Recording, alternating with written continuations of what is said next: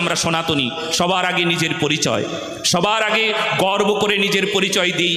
বিবেকানন্দের মতো, আমার কথা বলছি না, বিবেকানন্দের মতন গর্ব করে আমরা পরিচয় দিই, আমি হিন্দু, আমি হিন্দু, আমি হিন্দু।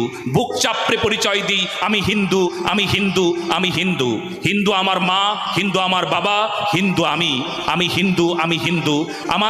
আমার আরাধ্য ভগবান রাম, আমার আরাধ্য ভগবান কৃষ্ণ, আমার আরাধ্য দেবতা কালী, মহাদেব ইত্যাদি ইত্যাদি। আমি হিন্দু। আমি আনন্দ উৎসব যদি করি তবে আমরা ভগবানকে সামনে রেখে আনন্দ উৎসব করি।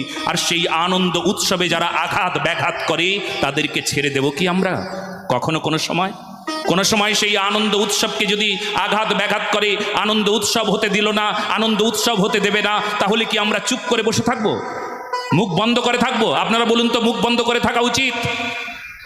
একদম না। সকলে মিলে বলুন, উচিত।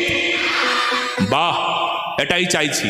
আমরা কিন্তু সবাই আছি, কোনো রাজনৈতিক প্রেক্ষাপট নয়, কোনো রঙের কথা না, না নীল, না সবুজ, না হলুদ, না লাল, না গেরুয়া, কোনো রং আমরা দেখব না।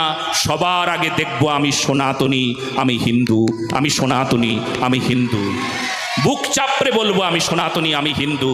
আমি রং আগে দেখব না, রং পরে দেখব, রঙের বিচার আমরা পরে করে নেব। আগে আমি হিন্দু।